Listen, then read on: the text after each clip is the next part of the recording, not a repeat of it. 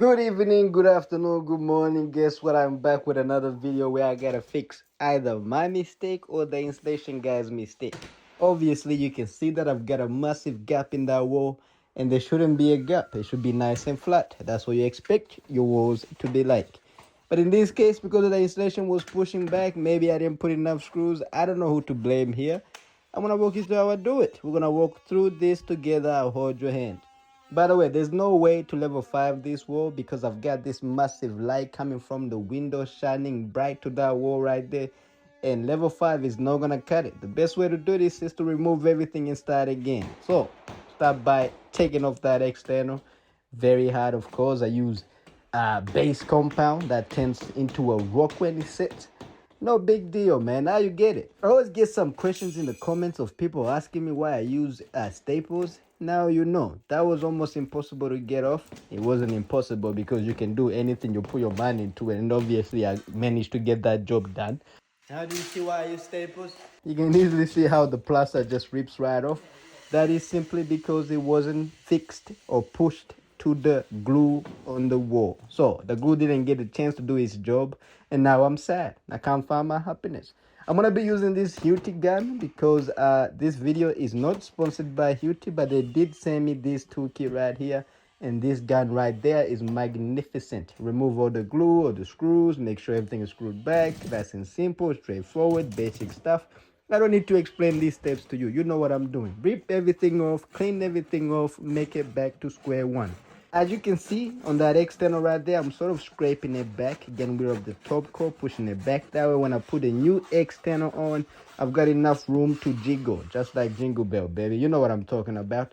Don't mind me, I'm gonna trace back, trim back, sand back the external. That was metal previously. Kinda dirty, kinda dusty. Let's clean up, make that place look a little bit better. This is exactly what I was talking about right there. The pipes are just sticking right out, the insulation just pushed right onto the pipe. It shouldn't have been done like that. So here's a tutorial on how to do it right here. Like this. Like this. Okay. Put it here. Okay. And then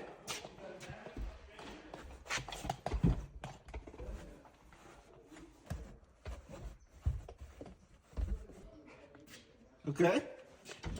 All right. Let's get back to where we were. I'm gonna quickly measure that wall, nice and easy type measurement on the next 10. I'm gonna give you a kiss to make you feel special because you are, if you have subscribed. And if you haven't, I take that kiss back, okay? Plaster is 1350 wide, so I'm gonna measure 1360, allow 10 mil to fit. I'm gonna go outside to cut it. Oh my god, this is just, I don't want to explain everything here. If you want to know exactly what I'm up to, you can learn more on the training, link in the description. I'm going to cut the plasterboard, put some marks on it because that's where I want to screw. And I like to do that little trick with a knife because I feel kind of cool. I feel like I'm risking my life right there for you guys. And it's kind of dangerous, okay? I'm going to quickly measure everything, cut everything, make sure everything is nice. I'm going to trim the things. I'm going to cut things back. Listen, man, how was your day? How you doing, okay? How you doing? Let me know in the comments. How are you feeling today? Are you feeling fantastic? Because I'm not. Trim that back, make that look gorgeous so that it fits nicely. And if I gotta trim anything once the plaster is up, it's gonna be very easy to do so. Grab the glue. I'm gonna re-glue this wall, of course. Make sure that the daubs are nice and thick. I need the daubs to be thick, okay? Because you know the problem we had before with how easy it was to rip that wall off. I don't want that problem again. Got my favorite gun right there. I'm gonna put some screws in and make that. Whoo, I love this gun, man. You gotta test it out. If you haven't tried this gun, my guy, try this thing out. It's the way to go, number one. Let's put that plaster back up and nice and easy. Gonna make sure that it's sitting rightly, perfectly so. And when it's done, we're gonna screw it. Tuck a screw here, tuck a screw there, screw every stud, on the rib bay, on the joint, in the corner. Make sure you're good. And now we're gonna start by screwing the middle like crazy. I don't normally hang drywall like this. I'm using a combination of screws and glue.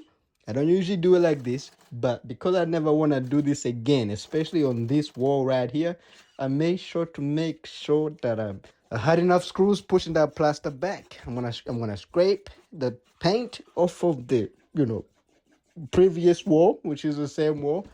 and I'm gonna just make sure that it's nicely scraped so that the mud sticks on it very much. I'm talking so much that I'm running out of things to say, man. Should I really be doing this voiceover, or should I let the video do the talking? Okay, you know I'm fixing the wall.